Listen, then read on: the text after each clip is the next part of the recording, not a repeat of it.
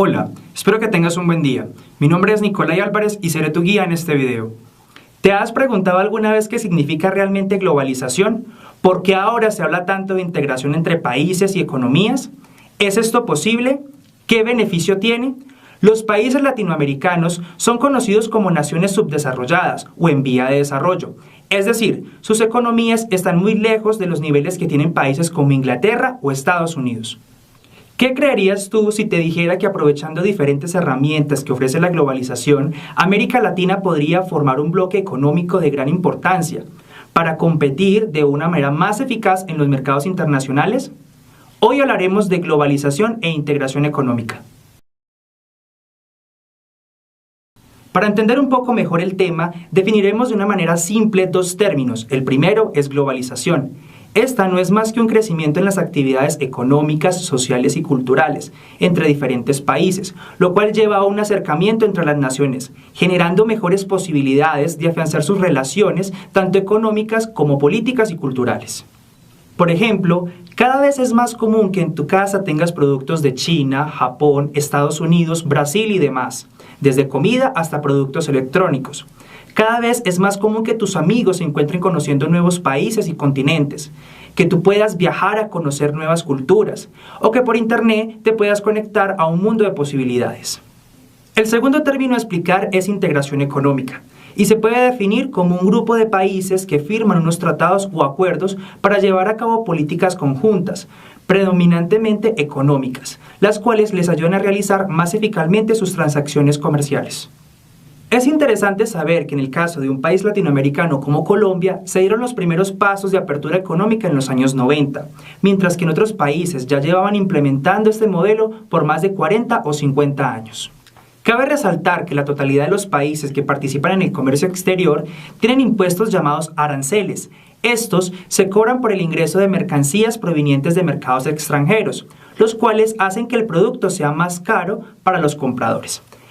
En cierta manera, estos impuestos son medidas que restringen el libre proceso comercial, además que dificultan el intercambio de bienes y servicios. Precisamente para eliminar dichos problemas como los aranceles, es que se crearon los acuerdos o tratados comerciales. Uno muy conocido en nuestro entorno es el TLC, Tratado de Libre Comercio.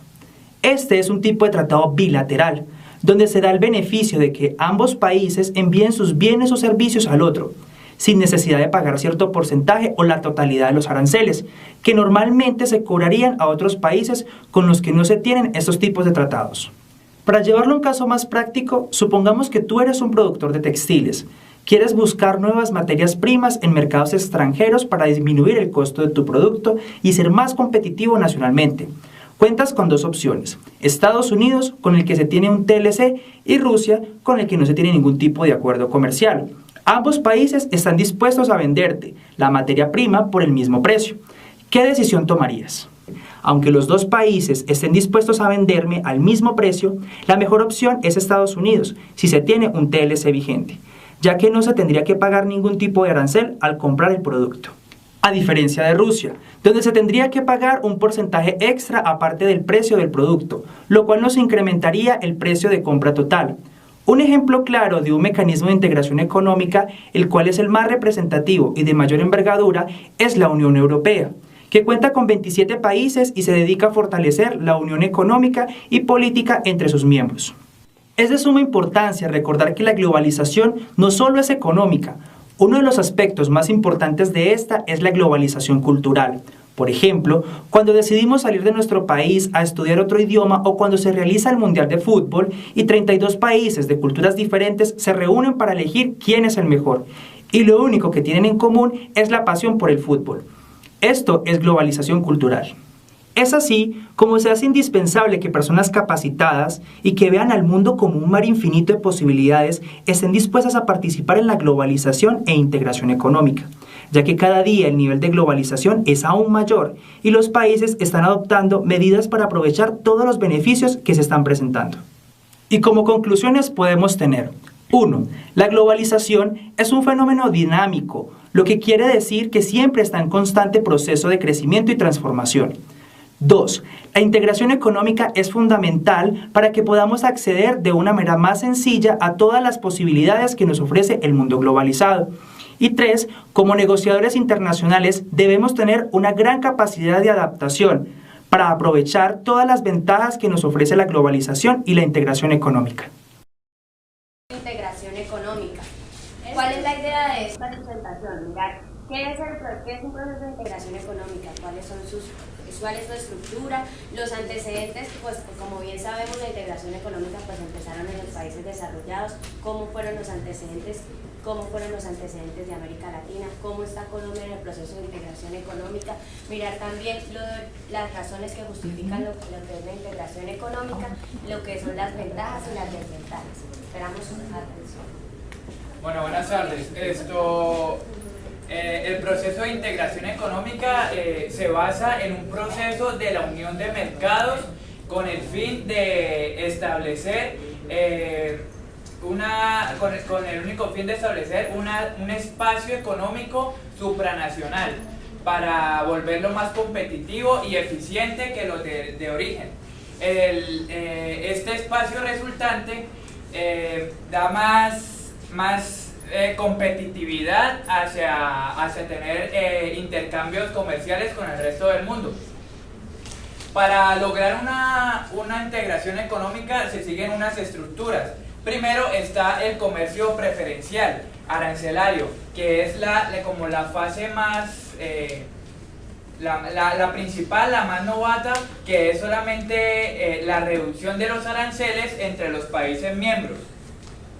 Sigue el área de libre comercio, que es ya en esta fase se eliminan los aranceles entre los países miembros, pero cada país mantiene un arancel para los intercambios comerciales con terceros países. El siguiente es la unión aduanera, que esta es un área de libre comercio, pero en el cual los países miembros se ponen de acuerdo para establecer un único arancel en los intercambios comerciales con los terceros países. El siguiente paso a seguir es un mercado común. El mercado común se basa en una unión aduanera que establece unas políticas económicas y monetarias similares. En esta vemos la libre circulación de factores de producción, tales como los trabajadores, los capitales y las mercancías. Y por último está una integración económica. Este es un mercado común en el cual se maximiza, pues es la fase máxima de la integración económica. Un ejemplo claro, vemos la Unión Europea, en el cual enfatizan y establecen una moneda única común y establecen, claro, políticas económicas, monetarias, fiscales comunes. Esta es más profunda, en el cual, como su nombre lo dice, es una integración total de los países miembros. Bueno, pasamos a los antecedentes. Si bien sabemos ya, bueno, las primeras superpotencias siempre fue lo que es Estados Unidos y la Unión Soviética. Vemos que los principales antecedentes para la integración económica de Europa empezaron después de la Segunda Guerra Mundial. La Segunda Guerra Mundial tiene sus fechas en 1939 hasta 1945. Europa tuvo que esperar a una segunda catástrofe para darse cuenta de que como territorio individual no podía tener un nivel de desarrollo mayor. O sea, la idea era eliminar esa hegemonía que tenía el territorio europeo. Entonces, ¿cómo fue a partir de la Segunda Guerra Mundial, después de que los países europeos quedaron devastados? Entonces la idea era acomodar Francia y Alemania. Entonces, ¿cómo se hizo eso? Si se quería tener un apoyo económico de las superpotencias que eran la Unión Soviética en ese entonces y Estados Unidos, que empezando tenían mayor poder tanto económico, político y militar frente a los países europeos, y para tener apoyo de ellos tenían que, para garantizar la paz, el mejor camino era la unión, o sea, la integración. Más adelante pues explicaré eso. Como Estados Unidos después de la Segunda Guerra Mundial a diferencia de la Primera Guerra Mundial, él ya no tomó una perspectiva aislada, sino ya adoptó la responsabilidad para poder apoyar a los países europeos que se encontraban en crisis pues, por la Segunda Guerra Mundial. Él estaba convencido de que las trabas que se tuvo en los tratados de libre comercio se expandieron en la crisis del 29 y esto fue lo que dio paso a la Segunda Guerra Mundial. Después de la Segunda Guerra Mundial se estableció como condición que para poder que todo país que quisiera tener un apoyo económico de Estados Unidos o del Estado norteamericano tenía que adoptar una política de libre comercio. Después de la Segunda Guerra Mundial pues se inició la Guerra Fría. En esta Guerra Fría los estadounidenses adoptaron la doctrina de Truman, que la idea era frenar la expansión del comunismo de la Unión Soviética. Y asimismo, después de la Segunda Guerra Mundial, como los países quedaron devastados, Norteamérica propuso pues el Plan Marshall, que era el del apoyo económico a estos países. Pues ya todos sabemos exactamente en qué se basó el Plan Marshall. El objetivo pues era eliminar el comunismo y buscar el desarrollo en los países europeos. Tras la formación del Plan Marshall, como Estados Unidos no podía enfocarse simplemente al desarrollo de los países europeos, sino que tenía que buscar, pues tenía otras cosas en que enfocarse, que la economía es muy cambiante y el desarrollo de ellos también. Entonces, ¿qué trataron de hacer? Se planteó la Organización para la Cooperación Económica Europea, que fue creada en 1948. La idea de esta organización era que esta se encargara de la coordinación y de la distribución del apoyo económico del Plan Marshall, es decir, que se hiciera de forma equitativa en los países que más devastados resultaron por la guerra. Esta organización también ayudó a lo que fue la liberalización del comercio y pues al acercamiento de los países europeos, pues ya tenían que estar más integrados para poder desarrollar su continente en sí. En 1949 se creó el Consejo de Europa.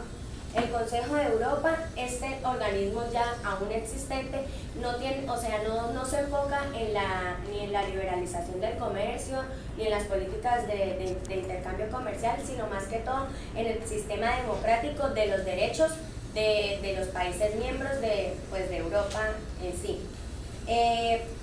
En 1949 también se creó la OTAN, que fue un tratado firmado, que fue una organización creada entre los países, entre Europa, Estados Unidos y Canadá. La OTAN era la alianza militar contra la Unión Soviética en ese entonces.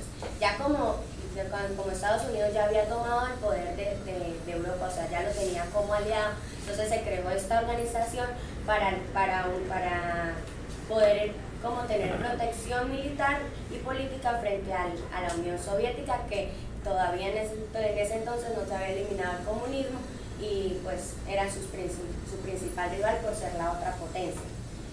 También en esa fecha un año antes se creó ya se había creado la iniciativa en Benelux del arancel exterior común, pero en 1948 fue donde se dio paso a esta estructura de la integración económica y pues en Benelux eran los países de Bélgica, los Países Bajos y Luxemburgo.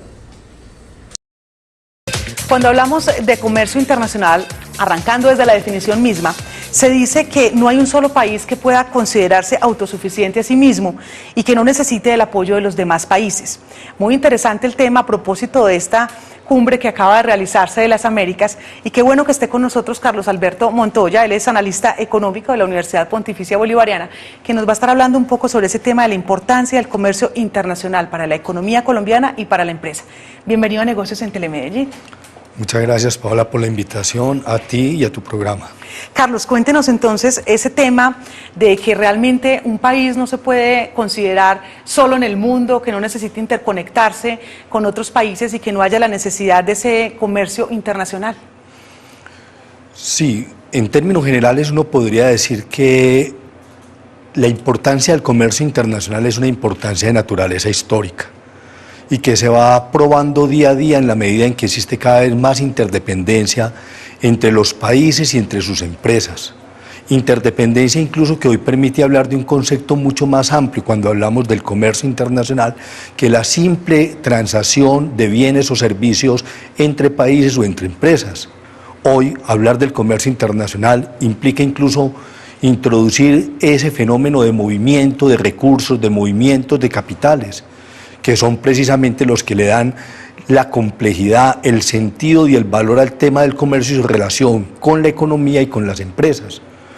De ahí precisamente que el comercio internacional cobre relevancia por la forma como este movimiento de bienes, servicios, capitales ayuda al crecimiento de las economías, ayuda a la rentabilidad de las empresas y al bienestar de las personas. Los casos más reconocidos hoy en día en términos de este aspecto es como el comercio internacional nos trae fenómenos importantes alrededor de las fusiones, las adquisiciones, las alianzas entre las empresas que se han convertido prácticamente en el motor para las empresas y para los países con empresas exitosas. Vemos un país cambiante, un mundo cada vez más dinámico y Colombia tiene que ir a la par con esos cambios que se van dando, específicamente cada vez empresas con una visión mucho más global, multilatinas, con presencia en diferentes países. Vemos que realmente va creciendo esa necesidad de expansión y de oportunidades de negocios. La empresa misma debe concebirse en el marco de ese mundo globalizado y de esas oportunidades del comercio internacional. Durante muchos años se pensó que el tema del comercio internacional era un tema de competencia de los países, de las economías. Después de muchas discusiones y de ir entendiendo más el fenómeno, se llegó a la conclusión que el tema era un tema directamente relacionado con las empresas. De hecho, entonces, finalmente las que participan activamente en el comercio son las empresas, las que finalmente logran que los países sean exitosos en el comercio internacional son las empresas y las que terminan haciendo de los países competitivos son las empresas. De ahí que tanto desde el interior mismo de la empresa como desde las políticas que se ejercen por los gobiernos, el gran reto es que las empresas sean cada vez más protagonistas y participen más activamente de este comercio internacional. Se habla de hace ya 2 décadas de esa apertura económica, del compromiso del país desde sus empresas. ¿Cómo va el país en esa faceta, sobre todo cuando vemos recién pasa la Cumbre de las Américas, ya se habla de una entrada al Tratado de Libre Comercio más rápidamente, de una posibilidad de una visa, ya 10 años, de una confianza en el país, de una cantidad de oportunidades que se vienen de esas relaciones políticas y económicas con los países de las Américas? Digamos que los años de 1990 traen una serie de novedades en la agenda de las economías de nuestros países para hablar de América Latina, incluyendo a Colombia, y de la agenda empresarial. Particularmente, uno diría que a partir de los años de 1990 nosotros le damos el estatus que el comercio internacional como tal merece y aceptamos que como país, como economía y las empresas como tal van a tener el éxito en la medida en que se puedan insertar realmente en ese comercio internacional. ¿Cuál ha sido la experiencia? Los resultados, podríamos decir, no han sido los esperados. 20 años de haber asumido el reto de insertarnos de manera dinámica en los mercados internacionales y el país logra una participación todavía relativamente pequeña. Incluso si nos fuéramos a comparar con 40 o 50 años atrás, diríamos que la participación que tenemos hoy en los mercados mundiales es menor en proporción a lo que producimos que lo que teníamos hace 40 años. Hemos avanzado, pero no de manera significativa.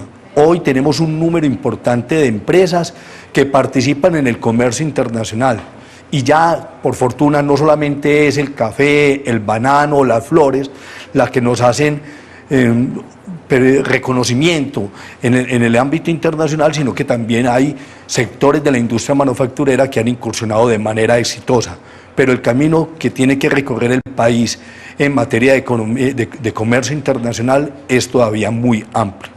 Carlos, compártanos de pronto un poco de su experiencia desde el punto de vista de esas estrategias exitosas que se deben implementar a la hora de pensar en un mercado mucho más internacional, del crecimiento de las compañías y de que realmente se den esos negocios como deberían ser. Bueno, lo primero es que, digamos que ha sido exitoso el hecho de que el país se ha mantenido firme en su política de liberalización. El hacer del mercado internacional el mercado por excelencia para que allí actúen las empresas, ya de por sí es un terreno ganado. Pasará mucho tiempo para que las empresas cambien el esquema orientado fundamentalmente hacia el mercado internacional. Las políticas comerciales han sido beneficiosas, particularmente habría que destacar no solamente la apertura económica, sino la proliferación y el empeño que ha tenido el país por desarrollar iniciativas de integración económica, tipo TLC. Efectivamente, ahí el país va muy bien como país. Y desde el punto de vista de las empresas, uno diría que el país entiende cada vez más la importancia de desarrollar nuevas ventajas competitivas. Hasta ahora las ventajas competitivas del país siguen todavía dependiendo mucho de los recursos de que dispone y del uso eficiente de esos recursos. Todavía nuestra competitividad y la forma como nos destacamos en el comercio internacional sigue dependiendo mucho de lo que pase con el petróleo, con el café, con el carbón, con el banano. Y esto pues limita un poco las posibilidades que tengamos hacia adelante en el comercio internacional. Necesitamos más industria manufacturera participando dentro de ella y hoy tenemos algunas experiencias en algunos sectores clave, prestadores de servicios y en algunos sectores, sobre todo agroindustriales, que han permitido que las empresas nuestras empiecen a destacarse. Esa experiencia sirve como referente para muchas otras empresas que tienen que incursionar. También podríamos decir que hay otros elementos importantes en los cuales tenemos que avanzar: el grado de sofisticación de la producción. La sofisticación de la producción en Colombia es bastante limitada y el éxito de las empresas, sin lugar a dudas, está en proporción al nivel de complejidad de su proceso productivo y de especialización en la producción. Necesitamos entender que el mundo, por ejemplo, cada vez produce menos mercancías, menos bienes y produce componentes de bienes. Las empresas nuestras tienen que avanzar para articularse en redes de producción mucho más complejas y en eso creo que todavía hay mucho por hacer. Por fortuna, los casos exitosos empiezan ya a decir cuál es el camino que tienen que recorrer todas estas empresas seguidoras. Carlos, ¿cuáles son esos principales retos que deben asumir las compañías colombianas y especialmente las antioqueñas para fortalecer esos vínculos de comercio internacional y sobre todo hacer que sean más duraderos, más exitosos? Hay que pasar de la referencia de que el comercio internacional es bueno y enfrentarlo. Yo creo que ahí hay un reto muy importante que se va a traducir en una verdadera vocación de las empresas frente a los mercados internacionales. Reconocer, sin lugar a dudas, que los procesos productivos han cambiado y que el patrón de producción, tanto del país como al interior de las empresas, se tiene que caracterizar por su nivel de sofisticación. En esto la innovación es fundamental. Las empresas nuestras necesitan avanzar mayormente en términos de sofisticación para tener procesos productivos más sofisticados y bienes igualmente cada vez más complejos. E igualmente tendríamos que decir que el tema del talento, del recurso humano, tiene que avanzar para que, tanto desde el punto de vista de la gerencia, como desde el punto de vista del trabajador al interior de las organizaciones, se dé con mayor nivel de eficiencia y productividad. Carlos Alberto Montoya, analista económico de la Universidad Pontificia Bolivariana, muchísimas gracias por haber estado con nosotros aquí en Negocios en Telemedellín. Muchas gracias a ustedes.